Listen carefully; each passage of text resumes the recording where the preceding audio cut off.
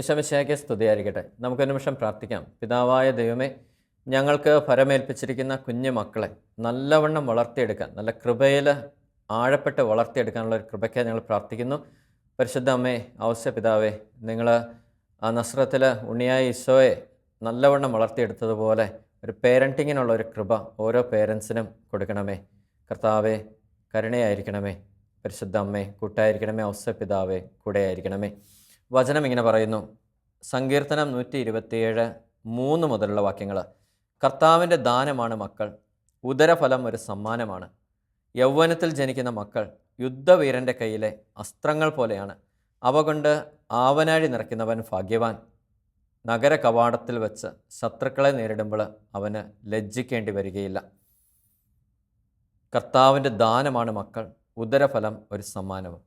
മക്കളെ ആലോചിച്ച് ഒത്തിരിയേറെ ബുദ്ധിമുട്ടുകൾ സഹിക്കുന്ന, ഒത്തിരിയേറെ വേവലാതികൾപ്പെടുന്ന ഒരു മാതാപിതാക്കളുടെ സമൂഹത്തിന് നടുക്ക ഞാനും നിങ്ങളും ഒക്കെ ജീവിക്കുന്നത്. ഞാൻ പലപ്പോഴും ഇങ്ങനെ ചിന്തിച്ചിട്ടുണ്ട്, ഈ കുഞ്ഞുങ്ങളില്ലാതെ പ്രാർത്ഥിക്കാൻ വരുന്നവർ 5 വർഷമായി, 10 വർഷമായി, 15 വർഷമായി കുഞ്ഞുങ്ങളെ കിട്ടുന്നില്ല. കല്യാണം കഴിഞ്ഞിട്ട് ഒത്തിരിയേറെ ചികിത്സകൾ കാര്യങ്ങളൊക്കെ നടത്തിയിട്ടും ഒരു കുഞ്ഞിക്കാല് കാണാൻ ഒരു ഭാഗ്യം തേടി കർത്താവിൻ്റെ അടുത്ത് പ്രാർത്ഥനകളും യാചനകളും എത്തിക്കുന്ന ഒത്തിരി പേര് കണ്ണീരോടുകൂടി ഒത്തിരി സങ്കടങ്ങളൊക്കെ പറഞ്ഞറിയിക്കാറുണ്ട്. ആ ഒരു സാഹചര്യത്തിൽ നമുക്ക് ദൈവം അനുഗ്രഹിച്ച് മക്കളെ തന്നിരിക്കുന്നു.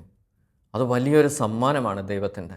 അത് നമ്മുടെ ഒരു ക്രെഡിബിലിറ്റി കൊണ്ടോ അല്ലെ നമ്മുടെ ഒരു കഴിവ് കൊണ്ടോ നമുക്ക് കിട്ടുന്നതല്ല, ദൈവത്തിൻ്റെ ദാനമാണ്. അത് ആ വചനം വ്യക്തമായിട്ട് പറയുന്ന കർത്താവിൻ്റെ ദാനമാണ് മക്കൾ. ഉദരഫലം ഒരു സമ്മാനമാണ്. ഉദരഫലം എന്ന് പറയുന്നത് ഒരു സമ്മാനമാണ്. ഞാനും എൻ്റെ പേരൻസിന് ഒത്തിരി കുഞ്ഞുങ്ങളൊക്കെ നഷ്ടപ്പെട്ടതിന് ശേഷമാണ് എൻ്റെ പേരൻസിന് ദൈവം കൊടുത്തത്. കാരണം ഒരുപാട് കുഞ്ഞുങ്ങൾ നോർമലായിട്ട് അബോർഷനായി പോയി. അതിന് ശേഷം ഒരുപാട് ദേവാലയങ്ങളിലൊക്കെ നേർച്ച കാഴ്ചയൊക്കെ നേർന്നാണ് എൻ്റെ അമ്മ എന്നെ ക്യാരിങ് ആവുന്നത്. അപ്പോൾ അങ്ങനെ ജനിച്ച് വീഴുന്ന കുഞ്ഞുങ്ങൾ, ഇതുങ്ങളെ വളർത്തിയെടുക്കാനായിട്ട് വലിയൊരു ഉത്തരവാദിത്വം, ഒരു വലിയൊരു റെസ്പോൺസിബിലിറ്റിയാണ് ദൈവം നമ്മളെ ഏൽപ്പിച്ചിരിക്കുന്നത്. കാരണം ഇങ്ങനെ ജനിച്ച് വീഴുന്ന കുഞ്ഞുങ്ങൾ ഈ വളർന്നു വരുമ്പോൾ അവർ നേരിടുന്ന ചില പ്രശ്നങ്ങൾ, പ്രായം തൊട്ട് അവരെ ശ്രദ്ധിക്കേണ്ട കുറേ കാര്യങ്ങൾ ഒക്കെ ഈ പേരൻറ്റിങ്ങുമായിട്ട് ബന്ധപ്പെട്ട കാര്യങ്ങളാണ്. അത് സ്പിരിച്വാലിറ്റിയിൽ നമ്മൾ കർത്താവിൻ്റെ കണ്ണിലൂടെയൊക്കെ നോക്കുമ്പോൾ കർത്താവ് ഒത്തിരി ഭാരമേറിയ ഒരു ഉത്തരവാദിത്വമാണ് ഓരോ പേരൻസിനും ഏൽപ്പിക്കുന്നത്. ഒരു കുഞ്ഞിനെ ഭൂമിയിലേക്ക് വിടുന്നുണ്ടെങ്കിൽ നമ്മൾ ആലോചിച്ചില്ല, ഇത് അനാദിയിലെ ദൈവത്തിൻ്റെ പദ്ധതിയുടെ ഒരു ഭാഗമായി. ജെറമ്യയുടെ പുസ്തകത്തിനൊക്കെ പറയുന്നുണ്ട്, നിൻ്റെ അമ്മയുടെ ഉദരത്തിൽ ഉരുവാകുന്നതിന് മുമ്പേ ഞാൻ നിന്നെ കണ്ടു, നീ ജനിക്കുന്നതിന് മുമ്പേ ഞാൻ നിന്നെ വിശുദ്ധീകരിച്ചു. കർത്താവ് പറയുന്നത്, നീ ജനിക്കുന്നതിന് മുമ്പേ ഞാൻ നിന്നെ വിശുദ്ധീകരിച്ചു. കാരണം ഇത് ദൈവത്തിൻ്റെ അനാദിയിലെ പദ്ധതിയുടെ, എനിക്കിപ്പോൾ 3 കുഞ്ഞുങ്ങളുണ്ട്. ദൈവത്തിൻ്റെ അനാദിയിലെ പദ്ധതിയുടെ ഭാഗമാണ് ഈ 3 കുഞ്ഞുങ്ങൾ ഈ ഒരു കാലഘട്ടത്തിൽ ഈ ഭൂമിയിൽ വരണമെന്നും അത് ഞങ്ങളിലൂടെ വരണമെന്നും അവർ ജീവിക്കണമെന്നും അവരിലൂടെ ദൈവത്തിന് പല കാര്യങ്ങളും ചെയ്യാനുണ്ട്. ആ ഒരു കാര്യത്തിലേക്ക് കുഞ്ഞുങ്ങളെ എക്വിപ്ഡ് ആക്കി എടുക്കാനുള്ള ഒരു ഭാരമേറിയ ഒരു ഉത്തരവാദിത്വം ഓരോ പേരൻസിനും ദൈവം തന്നിട്ടുണ്ട്. അതുകൊണ്ട് ഒരു കുഞ്ഞ് ജനിക്കുന്ന ഒരു മൊമെൻറ്റ് തൊട്ട്, ഒരു കുഞ്ഞ് ഉദരത്തിൽ ഉരുവാകുന്ന മൊമെൻറ്റ് തൊട്ട് നമ്മൾ ശ്രദ്ധിക്കേണ്ട ഒത്തിരി കാര്യങ്ങളുണ്ട്. കാരണം ഒരു കുഞ്ഞിന് ബേസിക്കലി അൾട്ടിമേറ്റായിട്ട് വേണ്ടത് ഒരു വാല്യബിൾ സോഴ്സ് ഓഫ് ലവ് എന്ന് പറയും. കാരണം ഒരു വാല്യബിൾ സോഴ്സ് ഓഫ് ലവ് അത് ഈ കുഞ്ഞുങ്ങൾക്ക് അത്യാവശ്യമാണ്. അത് അപ്പൻ്റെയും അമ്മയുടെ അടുത്തുനിന്നും ആദ്യം ലഭിച്ചെങ്കിൽ മാത്രമേ അവർ മുമ്പോട്ട് ഒരു ഇമോഷണലി സ്ട്രെങ്തൺ ആവത്തുള്ളൂ. അത് അപ്പൻ്റെ അടുത്തുനിന്നും കിട്ടണം, അമ്മയുടെ അടുത്തുനിന്നും കിട്ടണം. ആ ഒരു സ്നേഹം, ഒരു കരുതൽ, ഒരു ആശ്രയം, ഇത് അപ്പൻ്റെ അടുത്തുനിന്നും അമ്മയുടെ അടുത്തുനിന്നും കുഞ്ഞുങ്ങൾക്ക് കിട്ടിയേ പറ്റത്തുള്ളൂ. പലപ്പോഴും പല പേരൻസിനെയൊക്കെ ഇങ്ങനെ ശ്രദ്ധിച്ചിട്ടുണ്ട്. അതായത് ചിലരിങ്ങനെ ജനിപ്പിച്ചിടും, എന്നിട്ട് ഗ്രാൻഡ് പേരൻസിനെ അങ്ങ് ഏൽപ്പിക്കും, എന്നിട്ട് അവരങ്ങ് പോകും.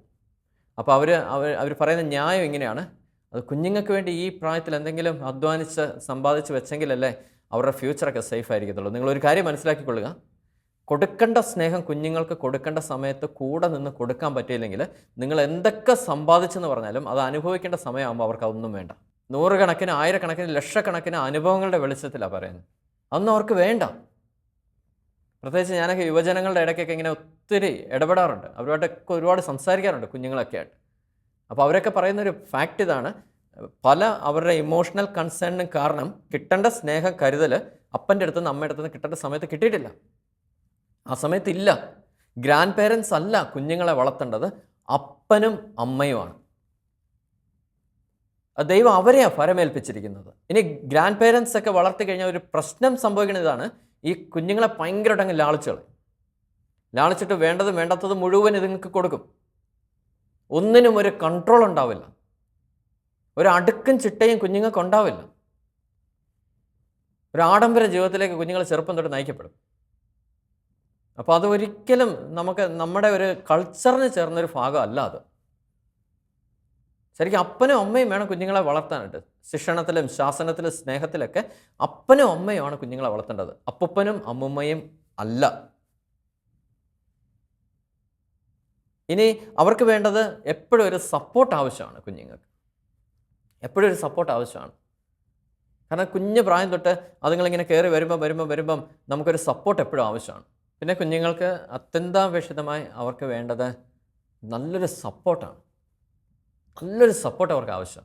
ചെറു പ്രായം തൊട്ട് അതായത് പിച്ച വയ്ക്കുന്ന സമയം തൊട്ട് അതുങ്ങൾ ഓരോ കാര്യങ്ങൾ ചെയ്യുമ്പോൾ അതുങ്ങളെ അങ്ങോട്ട് ബൂസ്റ്റ് ചെയ്ത് സപ്പോർട്ട് ചെയ്ത് കൂടെ നിർത്തി കൊണ്ടുവരേണ്ട ഒരു ഉത്തരവാദിത്തം പേരൻസിന് ദൈവം തന്നിട്ടുണ്ട്. അതുകൊണ്ട് ഈശോയൊക്കെ പറയുന്നത്, ഈ ശിശുക്കൾ ഊട്ടി കർത്താവിൻ്റെ അടുത്ത് വരുമ്പോഴത്തേക്ക് ശിഷ്യന്മാരൊക്കെ തടയുന്നുണ്ട് ഈ പിള്ളേരെയൊക്കെ. അപ്പം കർത്താവ് പറയുന്നുണ്ട്, ശിശുക്കളെ നിങ്ങൾ തടയരുത്, എൻ്റെ അടുക്കൽ വരാനായിട്ട് അവരെ നിങ്ങൾ തടയരുത്. കാരണം അതുങ്ങൾക്ക് ഒരു സപ്പോർട്ട് ആവശ്യമാണ്. എപ്പോഴും ഒരു സപ്പോർട്ട് ആവശ്യമാണ്. എന്ത് കാര്യം ചെയ്യുമ്പോഴും അതുങ്ങൾക്കൊരു സപ്പോർട്ട് ആവശ്യമാണ്. കാരണം ഞാനൊക്കെ ഇങ്ങനെ ശ്രദ്ധിച്ചിട്ടുണ്ട്, നമ്മുടെ കുഞ്ഞുങ്ങളൊക്കെ ഈ വീട്ടിലുള്ള സോഫയിലൊക്കെ അള്ളിപ്പിടിച്ച് കയറാൻ നോക്കും ചെറുപ്പത്തിൽ.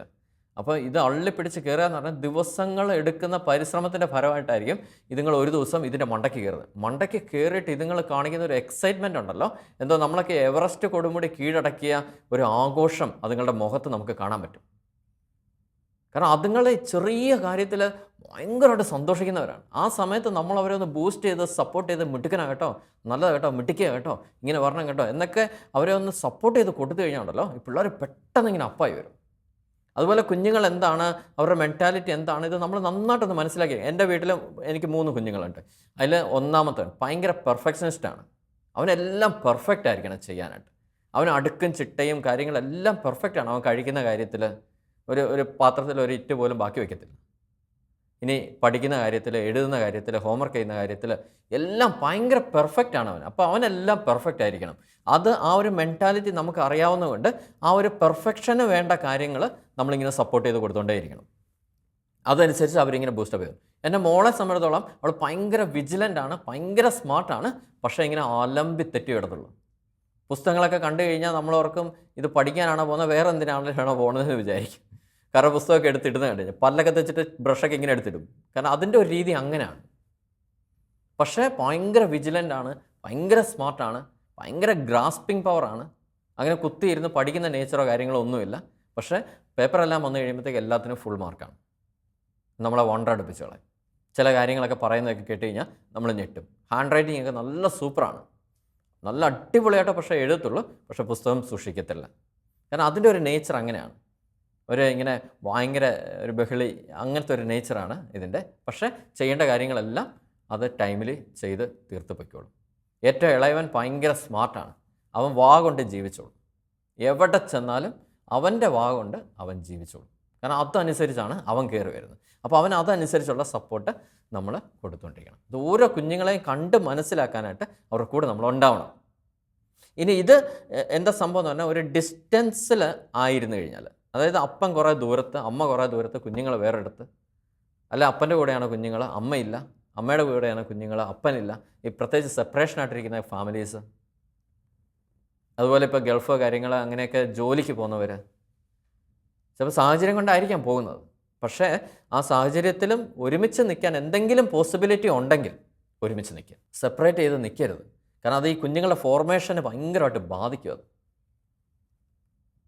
കാരണം ഇത് ആ ഒരു സപ്പോർട്ട് ആ ടൈമിൽ നമുക്ക് കിട്ടണം കുഞ്ഞുങ്ങൾക്ക്, അപ്പൻ്റെ കയ്യിൽ നിന്ന്, അമ്മയുടെ കയ്യിൽ നിന്ന്. പിന്നെ എപ്പോഴും കുഞ്ഞുങ്ങൾ സെക്യൂർ ആണ് എന്നൊരു ഫീല് നമുക്ക് കുഞ്ഞുങ്ങൾക്ക് കൊടുക്കണം, ഒരു സെക്യൂരിറ്റി ഫീൽ. ഞാൻ പലപ്പോഴും ഇങ്ങനെ ചിന്തിക്കാറുണ്ട്, അനലൈസ് ചെയ്തിട്ടുണ്ട്. അതായത് ഞാൻ വീട്ടിലുള്ള സമയത്ത് എൻ്റെ വൈഫിന് ഭയങ്കര ധൈര്യമാണ്. ഒത്തിരി കാര്യങ്ങൾ ഭയങ്കര ധൈര്യപൂർവ്വം ചെയ്യും, ഒത്തിരി കാര്യങ്ങൾ. പക്ഷേ ഞാൻ വീട്ടിലില്ലാത്ത സമയത്ത് വൈഫിന് ഭയങ്കര ഒരു ഇൻസെക്യൂരിറ്റിയാണ്. ഞാൻ വീട്ടിലില്ലാത്ത സമയത്ത്, അല്ലെങ്കിൽ ഇന്ന് വരുന്നില്ല, അല്ലെങ്കിൽ ഒരു ഡ്യൂട്ടിക്ക് പോയിരിക്കുകയാണ്, ഒരാഴ്ച സ്ഥലത്തില്ല, അങ്ങനെയൊക്കെ ആയിരിക്കുമ്പോൾ ആൾക്ക് ഭയങ്കര ഒരു ഇൻസെക്യൂരിറ്റി ഫീൽ ചെയ്യാൻ തുടങ്ങും. അപ്പോൾ ഞാനിങ്ങനെ ചിന്തിക്കാറുണ്ടായിരുന്നു, എൻ്റെ വൈഫിന് പോലും അങ്ങനത്തെ ഒരു ഫീൽ ഉണ്ടാകുന്നുണ്ടെങ്കിൽ കുഞ്ഞുങ്ങൾക്ക് എന്തുമാത്രമായിരിക്കും ഉണ്ടാകുന്നത്? കുഞ്ഞുങ്ങൾക്ക് എന്തുമാത്രമായിരിക്കും ഉണ്ടാകുന്നത്? ഒരു കുഞ്ഞു പ്രായത്തിൽ ഇങ്ങനെ വളർന്നു വരുമ്പോഴത്തേക്ക് അവർക്ക് എന്തുമാത്രം ഒരു ഇൻസെക്യൂരിറ്റി നമ്മൾ അടുത്തില്ലെങ്കിൽ അവർക്ക് ഫീൽ ചെയ്യും. കാരണം അവർ പുറത്തോട്ട് വരാനായിട്ട് മടിക്കും. അങ്ങനെയുള്ളവർ ഒരു കാര്യം ചെയ്യാനായിട്ടുള്ളൊരു ധൈര്യത്തിലേക്ക് അവരെത്തില്ല. അപ്പോൾ അതുകൊണ്ട് അവർക്ക് എപ്പോഴും ഒരു സെക്യൂരിറ്റി അവർക്ക് ഫീൽ ചെയ്യണം. ഒരു സെക്യൂരിറ്റി ഫീൽ ചെയ്യണം അവർക്ക്. നമ്മൾ കൂടെ ഉണ്ട്, എന്തിന് നമ്മളൊപ്പം ഉണ്ട് എന്നൊരു തോന്നൽ നമുക്ക് അവർക്ക് കൊടുത്തുകൊണ്ടിരിക്കണം. ഇനി അവർ സെക്യൂറാണ്, അവരൊരു അപകടത്തിലല്ല. ഇപ്പം ഞാൻ ഓർക്കുന്നുണ്ട്, എൻ്റെ പെൺകുഞ്ഞൊക്കെ എൻ്റെ കയ്യിൽ പിടിച്ചുകൊണ്ട് എൻ്റെ കൂടെ നടന്നൊക്കെ വരുന്നത് കാണുമ്പോൾ അവളുടെ മുഖത്തോട്ടൊക്കെ നോക്കിക്കഴിഞ്ഞാൽ അവളേതാണ്ട് രാജാവിൻ്റെ കയ്യിൽ പിടിച്ച് നടക്കുന്ന പോലെ അവളുടെ ഭാവം. കാരണം അവളുടെ മുഖത്ത് അത്രയ്ക്കൊരു സെക്യൂരിറ്റി, അല്ലെങ്കിൽ അവളുടെ മൈൻഡിൽ അപ്പൻ്റെ കയ്യിൽ പിടിച്ച് പോയി കഴിഞ്ഞാൽ എനിക്കൊന്നും സംഭവിക്കത്തില്ലെന്നുള്ള വലിയൊരു ധൈര്യമാണ് അവർക്ക്. കാരണം പ്രത്യേകിച്ച് പെൺകുഞ്ഞുങ്ങളൊക്കെ വീട്ടിലുണ്ടെങ്കിൽ അവർക്കെപ്പോഴും ഒരാളെ ഡിപ്പെൻഡ് ചെയ്തേ അവരുടെ ഒരു നേച്ചർ അങ്ങനെയാണ്. കാരണം ഒരു പെണ്ണിൻ്റെ നേച്ചർ അങ്ങനെയാണ്, അവരെപ്പോഴും ഒരാളെ ഡിപ്പെൻഡ് ചെയ്യും. പ്രത്യേകിച്ച് ഒരു ആണിനെ ആയിരിക്കും അവർ ഡിപ്പെൻഡ് ചെയ്യുന്നത്. അപ്പോൾ ആ ഒരു ഡിപ്പെൻഡൻസി ഫാക്ട് ഈ അപ്പൻ്റെ കയ്യിൽ നിന്ന് ഈ പെൺകുഞ്ഞിന് കിട്ടിയില്ലെങ്കിൽ അത് കിട്ടുന്നിടത്തോട്ട് പോകും. പിന്നെ പറഞ്ഞിട്ട് നമുക്ക് കാര്യമില്ല. വീട്ടിലത് അപ്പൻ്റെ കയ്യിൽ നിന്ന് ആങ്ങളമാരുടെ കയ്യിൽ നിന്ന് അത് കിട്ടണം ആ കുഞ്ഞിന്. അത് കിട്ടിയില്ലെങ്കിൽ പിന്നെ കിട്ടുന്നിടത്ത് സ്ഥലത്ത് പോയിട്ട് പിന്നെ പറഞ്ഞിട്ട് കാര്യമില്ലല്ലോ നമ്മൾ. കാരണം അതുങ്ങളുടെ ദൈവം സൃഷ്ടിച്ചേക്കുന്നത് അങ്ങനെയാണ്, ഒരു ഡിപ്പെൻഡൻറ്റ് മൈൻഡായിട്ടാണ് ഈ പെൺകുഞ്ഞുങ്ങളെയൊക്കെ ദൈവം സൃഷ്ടിച്ചേക്കുന്നത്. ആണുങ്ങൾ മിക്കവാറും ഇൻഡിപെൻഡൻ്റ് ആയിരിക്കും. ഞങ്ങൾ ആരെയും ഡിപ്പെൻഡ് ചെയ്യാറില്ല. അവർ ഇങ്ങനെ ഒറ്റയായിട്ട് ഇങ്ങനെ നടക്കുന്നത്. എനിക്ക് തോന്നുന്നു ഈ ആദം കുറേ കാലം ഒറ്റയ്ക്ക് നടന്നുകൊണ്ടായിരിക്കും. ആദത്തെയാണല്ലോ ദൈവം സൃഷ്ടിച്ചത്. അപ്പോൾ കുറേ കാലം ഇവൻ ഒറ്റയ്ക്കായിരുന്നല്ലോ നടന്നത്.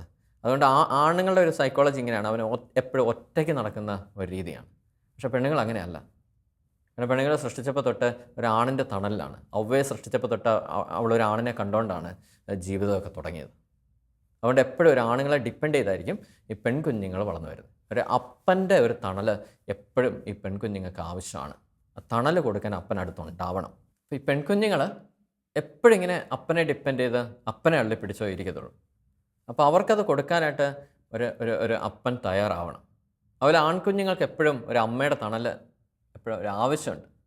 കാരണം ഇതുങ്ങൾ എന്തെങ്കിലുമൊക്കെ പെട്ട് കഴിയുമ്പോൾ ഇതുങ്ങളെല്ലാം ഓപ്പണായിട്ട് പറയുന്ന അമ്മയോടാണ്. അപ്പോൾ അമ്മയോടെല്ലാം ഓപ്പണായിട്ട് പറയുന്ന ഒരു ആൺകുഞ്ഞ് വീട്ടിലുണ്ടെങ്കിൽ അവൻ എല്ലാ കാര്യങ്ങളും പറഞ്ഞോളും. വേറെ ഒരു ഹിഡൻ സീക്രട്ടോ കാര്യങ്ങളൊന്നും അവനുണ്ടാവത്തില്ല. അതുകൊണ്ട് ഒരു ഓപ്പൺ ടോക്ക്, ഓപ്പണായിട്ട് കാര്യങ്ങൾ പറയാനായിട്ടുള്ള ഒരു എന്താ പറയുന്നത്, ഒരു മെച്യൂരിറ്റിയിലേക്ക് എത്തിപ്പെടുന്നത് ഈ വീട്ടിൽ നിന്ന് കിട്ടുന്ന ഈ ഫോർമേഷനാണ്. കാരണം അത് ഒരു അമ്മ കൊടുക്കുന്ന ഒരു സ്വാതന്ത്ര്യമാണ് കുഞ്ഞിന്. അതിന് സ്വാതന്ത്ര്യം കൊടുക്കാനായിട്ട് അമ്മ ആ കുഞ്ഞിൻ്റെ കൂടെ ഉണ്ടാവണം. അമ്മ ആ കുഞ്ഞിന് വേണ്ടി സമയം കണ്ടെത്തണം, ആ ഒരു ആൺകുഞ്ഞിന് വേണ്ടി.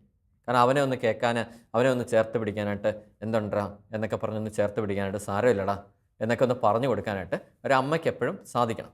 അതിന് അമ്മ എപ്പോഴും ആ കുഞ്ഞിൻ്റെ അടുത്തുണ്ടാവണം. അപ്പോൾ ഇത് ഈ അപ്പനും അമ്മയും ഈ മക്കളുടെ കൂടെ തന്നെ ഉണ്ടാവണം. അതുപോലെ ഞാൻ രാത്രി കിടക്കാൻ നേരത്തൊക്കെ ആലോചിക്കാറുണ്ട്, എല്ലാം കൂടി അടി ഉണ്ടാക്കും അപ്പൻ്റെ കൂടെ കിടക്കണമെന്ന് പറഞ്ഞു. എന്നിട്ട് ഇങ്ങനെ അള്ളി പിടിച്ചും കിടക്കും. എന്നിട്ട് ഉറങ്ങി കഴിഞ്ഞിട്ടാണ് മാറ്റി മാറ്റി കിടത്തുന്നത്. ഇനി പ്രാർത്ഥിക്കുന്ന കാര്യത്തിൽ ഒരുമിച്ചിരുന്ന് പ്രാർത്ഥിക്കണം. അപ്പനും അമ്മയും കുഞ്ഞുങ്ങളൊക്കെ ഒരുമിച്ച് ഒരു കൂട്ടായ്മയിൽ ഇരുന്ന് പ്രാർത്ഥിക്കണം. ഒരുമിച്ച് ബലിയർപ്പിക്കാൻ പോകണം. കർത്താവിൻ്റെ ബലിയിൽ ഒരുമിച്ച് പ്രാർത്ഥിക്കണം. കുടുംബത്തിന് വേണ്ടി ഒരു നിയോഗങ്ങൾ എല്ലാവരും ഒരുമിച്ച് ദൈവത്തിൻ്റെ മുമ്പിൽ സമർപ്പിക്കണം. ഒരുമിച്ച് ഒരു കൂട്ടായ്മയിൽ. അതാണ് ഒരു സഭ എന്നൊക്കെ പറയുന്നത്. കുടുംബം എന്ന് പറയുന്നത് ചെറിയ സഭയാണെന്ന് ആണല്ലോ പറയുന്നത്. വലിയ സഭയിലെ ചെറിയ സഭ ഒരു അംഗമാണെന്നാണല്ലോ കുടുംബത്തെയൊക്കെ സഭ വിശേഷിപ്പിക്കുന്നത്. CCCയിലൊക്കെ അങ്ങനെയാണല്ലോ പറഞ്ഞത്, നമ്മളെ പഠിപ്പിക്കുന്നത്. അപ്പോൾ ആ ഒരു ചെറിയ സഭ കൂട്ടായ്മ, അതൊരു കൂട്ടായ്മ, അപ്പൻ അമ്മ മക്കൾ, അങ്ങനെ ഒരു കൂട്ടായ്മ വന്നെങ്കിൽ അതൊരു സഭയാവത്തുള്ളൂ. അങ്ങനെയെങ്കിൽ ആ സഭയുടെ ഒരു അനുഗ്രഹങ്ങൾ സ്വർഗം നമുക്ക് വർഷിക്കത്തുള്ളൂ. കുടുംബത്തിലേക്ക് സഭയുടെ ഒരു പ്രൊട്ടക്ഷൻ ദൈവം തരത്തുള്ളൂ. അങ്ങനെ ഒരുമിച്ച് പ്രാർത്ഥിച്ച് തീരുമാനമെടുത്ത കുടുംബങ്ങളെല്ലാം രക്ഷപ്പെടും. അവരങ്ങോട്ടും ഇങ്ങോട്ടും സഹായിക്കാനും എടുക്കാനും ഷെയർ ചെയ്യാനും പങ്കുവയ്ക്കാനും കൊടുക്കാനും ഒക്കെ പഠിക്കും. ഇനി നമ്മുടെ സ്പിരിച്വൽ ഫാദേഴ്സിനെയൊക്കെ നമ്മൾ ഒരുമിച്ച് ചെന്ന് കാണണം കുഞ്ഞുങ്ങളുമായിട്ട്. നമ്മൾ ഒരു വൈദികന് സ്തുതിയൊക്കെ കൊടുക്കുന്ന കുഞ്ഞുങ്ങളെ കാണണം, കണ്ടേ പഠിക്കത്തുള്ളൂ. ഇത് കാണിച്ചു കൊടുക്കാനായിട്ട് ആ അപ്പനും അമ്മയും ഉണ്ടാവണം. ഇല്ലെങ്കിൽ എങ്ങനെയാണ് കുഞ്ഞുങ്ങളെ കണ്ടു പഠിക്കുന്നത്? പ്രത്യേകിച്ച് ഇങ്ങനെ ഈ സെപ്പറേഷനിലൊക്കെ ജീവിക്കുന്നവർ, ഡിസ്റ്റൻസ് ലൈഫൊക്കെ ജീവിക്കുന്നവർ, അവരൊരു മോഡൽ ലൈഫ് കൊടുക്കാനായിട്ട് അവർക്ക് പറ്റുന്നില്ല. ഒത്തിരിയേറെ സഹനത്തിലൂടെ കുഞ്ഞുങ്ങൾ കടന്നു പോയിക്കൊണ്ടിരിക്കും. ഇമോഷണലി അവർ വീക്കാവുന്നതാണ്. അവർക്ക് മുമ്പോട്ട് വരാനായിട്ട് അവർക്ക് പറ്റത്തില്ല. പല കുഞ്ഞുങ്ങളും ഒത്തിരി വേദനിക്കുന്നൊരു ഫാക്റ്റ് അതാണ്. പഠിച്ചെല്ലാം കഴിഞ്ഞ് ഒരു ഇൻ്റർവ്യൂവിന് പോകാനായിട്ട് പേടിയാണ്. കാരണം ഒരു കാര്യവും തന്നെ ചെയ്ത് ശീലിച്ചിട്ടില്ല. അതുപോലെ തന്നെ ഞാൻ ഓർക്കുന്നുണ്ട്, ചില ഈ വിവാഹം കഴിക്കാൻ ഒത്തിരി ലേറ്റ് ആവുന്നവർ 30 വയസ്സ് 35 വയസ്സ് കഴിഞ്ഞിട്ട് കല്യാണം കഴിക്കാതിരിക്കും. അതിനുശേഷമാണ് കല്യാണത്തെക്കുറിച്ചൊക്കെ ആലോചിച്ച് തുടങ്ങുന്നത്. എന്നിട്ട് 40 വയസ്സൊക്കെ ആകുമ്പോൾ കല്യാണം കഴിക്കും. എന്നിട്ട് 41 വയസ്സൊക്കെ ആകുമ്പോൾ ഒരു കുഞ്ഞ് ജനിക്കും. അത് കഴിയുമ്പോൾ പിന്നെ അങ്ങ് ആവലാതിയാണ്. ടൈം തീരാറായി. ഇനി ഈ കുഞ്ഞിനെ എങ്ങനെ വളർത്തിയെടുക്കും? അതുകൊണ്ടാണ് വചനം വ്യക്തമായിട്ട് പറയുന്നത്, യൗവനത്തിൽ ജനിക്കുന്ന മക്കൾ യുദ്ധവീരൻ്റെ കയ്യിലെ അസ്ത്രങ്ങൾ പോലെയാണ്. കല്യാണം കഴിക്കാനൊക്കെ നല്ലൊരു പ്രായമുണ്ട്. അത് പേരൻസ് എപ്പോഴും ശ്രദ്ധിക്കണം. അത് കുഞ്ഞുങ്ങളെയൊക്കെ കല്യാണം കഴിപ്പിക്കേണ്ട സമയത്ത് ആണാണേലും പെണ്ണാണേലും കറക്റ്റ് ടൈമിന് കല്യാണം കഴിപ്പിച്ച് അവർക്ക് കറക്റ്റ് ടൈമിന് കുഞ്ഞുങ്ങളുണ്ടാകട്ടെ. ഒരു നല്ല കുഞ്ഞുങ്ങൾ, ആരോഗ്യമുള്ള കുഞ്ഞുങ്ങളൊക്കെ ജനിക്കുന്നത് 35 വയസ്സിൽ താഴെയാണെന്നാണ് പറയുന്നത്. കുഞ്ഞുങ്ങൾക്കൊരു ആരോഗ്യം വേണ്ടേ? അതാ പറയുന്നത്, വചനം വ്യക്തമായിട്ട്, യൗവനത്തിൽ ജനിക്കുന്ന മക്കൾ യുദ്ധവീരൻ്റെ കയ്യിലെ അസ്ത്രങ്ങൾ പോലെയാണ്, അവ കൊണ്ട് ആവനാഴി നിറയ്ക്കുന്നവൻ ഭാഗ്യവാൻ. നഗര കവാടത്തിൽ വെച്ച് ശത്രുക്കളെ നേരിടുമ്പോൾ അവന് ലജ്ജിക്കേണ്ടി വരത്തില്ല. എൻ്റെ അപ്പനൊക്കെ എപ്പോഴും എന്നോട് പറയുമായിരുന്നു, നീ 26ാമത്തെ വയസ്സിൽ കല്യാണം കഴിക്കണം. കാരണം എൻ്റെ അപ്പൻ 26ാമത്തെ വയസ്സിലാണ് കല്യാണം കഴിച്ചത്. എന്നിട്ട് എപ്പോഴും പറഞ്ഞു തരുമായിരുന്നു, 26ാമത്തെ വയസ്സിൽ നീ കെട്ടണം, 26ാമത്തെ വയസ്സിൽ കെട്ടണം. അപ്പോൾ ഞാൻ ഒരു ദിവസം ചോദിച്ചു, അപ്പൻ എന്തുകൊണ്ടാണ് ഇങ്ങനെ 26ാമത്തെ വയസ്സിൽ കെട്ടണം, 26ാമത്തെ വയസ്സിൽ കെട്ടണം എന്ന് പറയുന്നതെന്ന്. അപ്പോൾ അപ്പനൊരു കാര്യം ഇങ്ങനെ പറഞ്ഞു, എടാ 26ാമത്തെ വയസ്സിൽ കല്യാണം കഴിച്ച് കഴിഞ്ഞാൽ നിനക്ക് നോർമലി 27ാമത്തെ വയസ്സിൽ ഒരു കുഞ്ഞ് ജനിക്കും. നിൻ്റെ ആദ്യത്തെ കുഞ്ഞ് ജനിക്കും, വേറെ തടസ്സങ്ങളോ കാര്യങ്ങളോ ഒന്നും ഇല്ലെങ്കിൽ. 27ാമത്തെ വയസ്സിൽ ഒരു കുഞ്ഞ് ജനിച്ചാൽ നീ നിൻ്റെ സർവീസ് കാര്യങ്ങളെല്ലാം സ്റ്റാർട്ട് ചെയ്യും. ഒരു 25 വയസ്സിലൊക്കെ നീ ജോലി കാര്യങ്ങളെല്ലാം സെറ്റിലാവും. അങ്ങനെ പോയി കഴിഞ്ഞാൽ ഒരു 58 വയസ്സൊക്കെ ആകുമ്പോഴത്തേക്ക് നീ റിട്ടയർമെൻറ്റ് എടുക്കും. ഈ 58 വയസ്സ് അല്ലെങ്കിൽ 60 വയസ്സിൽ നീ റിട്ടയർമെൻറ്റ് എടുക്കുമ്പോൾ നിൻ്റെ ആദ്യത്തെ കുഞ്ഞിന് ഒരു 32 വയസ്സ് 33 വയസ്സാവും. അവൻ ലൈഫിൽ സെറ്റിലായിരിക്കും. ആ ഒരു ഫോക്കസ് എപ്പോഴും നിനക്ക് ഉണ്ടാവണമെന്ന് പറഞ്ഞു. ഒത്തിരി ലേറ്റായിട്ടൊക്കെ കല്യാണം കഴിച്ച് കഴിഞ്ഞാൽ നമ്മൾ ആ കുഞ്ഞുങ്ങളുടെ വിദ്യാഭ്യാസം ഒരു പ്രൈമറി സ്കൂളൊക്കെ കഴിയുമ്പോൾ തന്നെ, അല്ല പ്രാഥമിക വിദ്യാഭ്യാസം കഴിയുമ്പോൾ തന്നെ നമ്മൾ റിട്ടയർമെൻറ്റിലെത്തി. അത് കഴിഞ്ഞാൽ പിന്നെ ടെൻഷനാണ്, നിങ്ങളെങ്ങനെ കൊണ്ടുപോകും. ഇനി ലേറ്റായിട്ട് കല്യാണം കഴിക്കുന്നവരുടെ വേറൊരു പ്രശ്നം എന്ന് പറഞ്ഞാൽ, ഒരു കുഞ്ഞിൽ അവിടെ സ്റ്റോപ്പ് ചെയ്യും.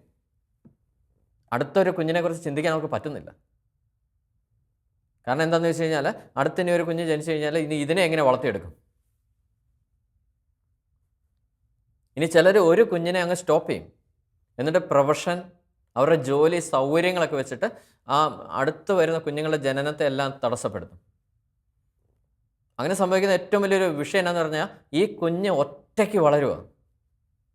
എന്നിട്ട് ഈ കുഞ്ഞിന് വേണ്ടതും വേണ്ടാത്തതും മുഴുവൻ അങ്ങ് ഇൻപുട്ട് കൊടുത്ത് ഫുഡും സൗകര്യങ്ങളും എല്ലാം കൊടുത്ത് ഈ കുഞ്ഞിനെ വാങ്ങിക്കാൻ മാത്രമേ പഠിക്കുന്നുള്ളൂ, കൊടുക്കാൻ പഠിക്കുന്നില്ല, ഷെയർ ചെയ്യാൻ പഠിക്കുന്നില്ല. കഴിഞ്ഞ ദിവസം ഇതുപോലെ ഒരു കണ്ണ് നിറഞ്ഞൊരു സംഭവം ഉണ്ടായി. പെട്ടെന്ന് ഇങ്ങനെ ഞങ്ങൾ വിശുദ്ധ കുർബാന പങ്കെടുത്തുകൊണ്ടിരിക്കുകയാണ്. അപ്പോൾ ഞാനിങ്ങനെ നിൽക്കുകയാണ്, വൈഫ് അപ്പുറത്ത് നിൽക്കുകയാണ്, നടുക്ക് കുഞ്ഞുങ്ങൾ 3 പേര് നിൽപ്പുണ്ട്. അപ്പോൾ സ്തോത്രക്കാഴ്ച ഇടാൻ സമയമായപ്പോഴും ഞങ്ങൾ കുഞ്ഞുങ്ങളെ കൊണ്ടാണ് ഇടിയിപ്പിക്കുന്നത്. അപ്പോൾ ഞാൻ പെട്ടെന്ന് പോക്കറ്റിൽ കയറ്റപ്പോഴത്തേക്ക് 2 നോട്ടേ ഉള്ളൂ. ഞാനപ്പോൾ അത് ഒരെണ്ണം എടുത്ത് എൻ്റെ മോളുടെ കൈ കൊടുത്തു, ഒരെണ്ണം എടുത്ത് ഏറ്റവും ഇളയവൻ്റെ കൈ കൊടുത്തു. അപ്പോൾ ഇങ്ങനെ സ്തോത്രക്കാഴ്ച എടുത്ത് അവിടെ നിന്ന് ഇങ്ങനെ വരുന്നുണ്ട്.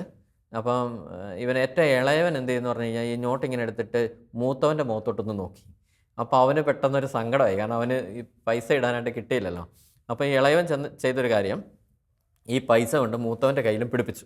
എന്നിട്ട് ഇവർ 2 പേരും കൂടി ആ പൈസ പിടിച്ച് ഈ സ്തോത്രക്കാഴ്ച എടുത്ത ബക്കറ്റിലേക്ക് ഇട്ടു. അപ്പോൾ ഞാനിങ്ങനെ ചിന്തിക്കാറുണ്ട്, ഇത് ഈ കുഞ്ഞുങ്ങൾ ഉള്ളത് കൊണ്ടാണ് ഇങ്ങനത്തേക്കൊരു മെൻറ്റാലിറ്റി ചെറുപ്പം തൊട്ട്. കാരണം 4 വയസ്സായിട്ടുള്ളൂ അവൻ എവിടുന്ന് ഇത് കിട്ടിയത്? കാരണം ഇതുങ്ങൾ 3 പേരും ഒരുമിച്ച് കളിച്ച് ചിരിച്ച് വളർന്ന് വരുന്നതുകൊണ്ടാണ് അങ്ങോട്ടും ഇങ്ങോട്ടും കൊടുക്കാനൊരു മെൻറ്റാലിറ്റി കിട്ടുന്നത്. ഇത് കിട്ടാത്ത ഒത്തിരി കുഞ്ഞുങ്ങളുണ്ട്.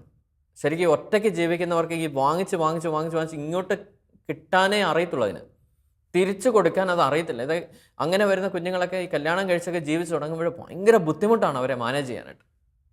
ഇനി അവരെ ഒരു ഓഫീസിൽ ജോലിക്കൊക്കെ എടുത്തു കഴിഞ്ഞാൽ നമുക്ക് ഭയങ്കര ബുദ്ധിമുട്ടാണ് ഈ ഒറ്റ പിള്ളേരെ മാനേജ് ചെയ്ത് പോകാനായിട്ട്. കാരണം അവർക്കൊന്നും അറിയത്തില്ല. അതുപോലെ ഇപ്പം അപ്പൻ വിദേശത്ത് കാര്യങ്ങളൊക്കെ ആയിരിക്കും, അമ്മ മാത്രമേ വീട്ടിൽ കാണത്തുള്ളൂ. ഈ അമ്മമാർ മാത്രമേ കുഞ്ഞുങ്ങളെ അങ്ങ് പ്രൊട്ടക്റ്റ് ചെയ്ത് അങ്ങ് വളർത്തും. ചിലപ്പോൾ 1 2 ഒക്കെ കാണത്തുള്ളൂ. ഇതുങ്ങളെ ഇങ്ങനെ മൂടി വെച്ച് വളർത്തി ചിലപ്പോൾ ഒരു ആണായിരിക്കാം ആ കുഞ്ഞ്, അതിന് ഒരു ആണത്വവും കാണത്തില്ല. അങ്ങനെ ഒത്തിരി സ്ട്രഗിൾ ചെയ്യുന്ന പിള്ളേരുണ്ട്. അവർക്ക് പുറത്തിറങ്ങാൻ പറ്റത്തില്ല, സംസാരിക്കാൻ പറ്റത്തില്ല, പേടിയാവും നിങ്ങൾക്ക്. ഇനി ഒരു ഹോസ്റ്റലിൽ ചെന്ന് ജീവിക്കാൻ പറ്റത്തില്ല, ആൾക്കാരെ അഡ്ജസ്റ്റ് ചെയ്യാൻ പറ്റത്തില്ല. അതുകൊണ്ട് ദൈവം അതൊന്നും അല്ല ആഗ്രഹിക്കുന്നത്. ദൈവം അതിനല്ല നമ്മളെ ഇങ്ങനെ കൂട്ടിച്ചേർത്തിരിക്കുന്നത്. ഭാര്യ ഭർത്താവുമായി കുഞ്ഞുങ്ങളെയൊക്കെ ദൈവം തരുന്നത് അതിനല്ല. അതൊരു കൂട്ടായ്മ ജീവിക്കാൻ വേണ്ടിയാണ്, ഒരു കൂട്ടായ്മ രൂപപ്പെടാൻ വേണ്ടിയാണ്, ഒരു സ്നേഹത്തിൻ്റെ കൂട്ടായ്മ രൂപപ്പെടാൻ വേണ്ടിയാണ്. അതെപ്പോഴും നമ്മുടെ മനസ്സിലുണ്ടാവണം. അതുകൊണ്ട് കുഞ്ഞുങ്ങൾ ജനിക്കുന്ന സമയം തൊട്ട് നമ്മൾ ഒരുമിച്ച് കാണണം. അപ്പനും അമ്മയും ഒരുമിച്ച് കുഞ്ഞുങ്ങളെ വളർത്താം. കാരണം പണ്ട് ഓർക്കുന്നില്ലേ, നസ്രത്തിലൊരു കുടുംബം ഉണ്ടായിരുന്നു, ജോസഫും മേരിയും. എന്തുമാത്രം കഷ്ടപ്പെട്ടതാണ് നിങ്ങൾ. അവിടുന്ന് ഈ കുഞ്ഞ് വധിക്കപ്പെടും എന്നൊരു വധഭീഷണിയിൽ നിന്ന് എത്രയോ മൈലുകൾ സഞ്ചരിച്ചൊക്കെ ഈജിപ്തിലെത്തി യാതനകൾ വേദനകളൊക്കെ സഹിച്ച് ഒന്നും ഇട്ടുമാറാൻ ഒരു തുണി പോലും ഇല്ലാതെയൊക്കെയാണ് ഇതുങ്ങൾ എത്തിയത്. എന്തുമാത്രം വേദന സഹിച്ച ആ കുഞ്ഞിനെ വളർത്തിയെടുത്തത്, ഉത്തരവാദിത്തങ്ങൾ പഠിപ്പിച്ചത്. അതുകൊണ്ട് 12ാം വയസ്സിൽ കാണാതെ പോയിട്ടും പരിശുദ്ധ അമ്മ ചോദിക്കുന്നില്ലേ, നിൻ്റെ പിതാവും ഞാനും എന്തുമാത്രം വേദനിച്ച് നിന്നെ അന്വേഷിച്ചെന്നറിയാവോ, മാതാപിതാക്കൾക്ക് വിധേയപ്പെട്ടവൻ പോയി എന്നൊക്കെയാണ് പറയുന്നത്. കാരണം ഒരു അടുക്കും ചിട്ടയും കാര്യങ്ങളെല്ലാം പഠിപ്പിച്ചത് ഔസേപ്പിതാവും ഈ അമ്മയോ. അത്രയും ഇല്ലായ്മയെന്നാണ് അവർ പഠിപ്പിച്ചത്. നമുക്കതിലേറെ എന്തൊക്കെ സൗകര്യങ്ങൾ ദൈവം തന്നിട്ടുണ്ട്.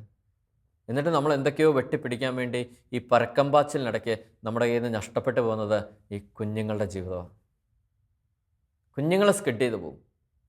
അതുകൊണ്ടാണ് വിവാഹമോചനം പോലും പാടില്ലെന്ന് പുതിയ നിയമത്തിൽ കർത്താവ് ശക്തമായിട്ട് പറയുന്നത്. പഴയ നിയമത്തിൽ മോശ ഇച്ചിരി അയച്ചതാണ്, കാരണം മോചന ദ്രവ്യം കൊടുത്ത് എന്ത് വേണേൽ ചെയ്തോളാൻ പറഞ്ഞു. പക്ഷേ പുതിയ നിയമത്തിൽ വരുമ്പോൾ കർത്താവ് പറയുന്നത് പാടില്ല, കാരണം ഈ കുഞ്ഞുങ്ങളെ ഓർത്താം. കാരണം അപ്പനും അമ്മയും കൂടെ ഉണ്ടാവണം. അതിനാണ് ദൈവം നമുക്ക് മക്കളെ തന്നിരിക്കുന്നത്. ആ ഒരു ഉത്തരവാദിത്വ ബോധത്തോടു കൂടി നമുക്ക് വരും തലമുറയെ വാർത്തെടുക്കാം. നമുക്കൊരു കുഞ്ഞു പോലും നഷ്ടപ്പെടാൻ പാടില്ല, നഷ്ടപ്പെട്ടു പോകരുത്. നല്ല ക്വാളിറ്റിയിൽ ആ കുഞ്ഞുങ്ങൾ കയറി വരണം. നമുക്ക് കർത്താവിൻ്റെ കരങ്ങളിലേക്ക് എല്ലാ മക്കളെയും സമർപ്പിക്കാം. കാരണം മക്കൾ ദൈവത്തിൻ്റെ ദാനമാണ്, ഉദരഫലം ഒരു സമ്മാനമാണ്. ആ ദാനമായി തന്ന കുഞ്ഞുങ്ങളെ മുഴുവൻ നമുക്ക് സമർപ്പിക്കാം. കർത്താവേ, നീ കരുണ ചൊരിയണമേ, കുഞ്ഞുങ്ങളുടെ മേൽ നീ കൃപ ചൊരിയണമേ, നല്ല കൃപയിൽ വളർന്നു വരാനായിട്ട് നീ അനുഗ്രഹം ചൊരിയണമേ, വേണ്ട ജ്ഞാനം അവർക്ക് കൊടുക്കണമേ. പേരൻസായ ഞങ്ങളുടെ മേലും നീ കൃപ ചൊരിയണമേ, നല്ല പേരൻറ്റിങ്ങിനുള്ള ഒരു കൃപ അഭിഷേകം സ്വർഗം തുറന്ന് നീ തരണമേ. വിശുദ്ധ ഔസേപ്പിതാവേ, പരിശുദ്ധ അമ്മേ, നിങ്ങളിൽ ഉണ്ടായിരുന്ന ഒരു പേരൻറ്റിങ് കൃപ ഞങ്ങൾക്കും തന്ന് നിങ്ങൾ അനുഗ്രഹിക്കണമേ. ആമേൻ.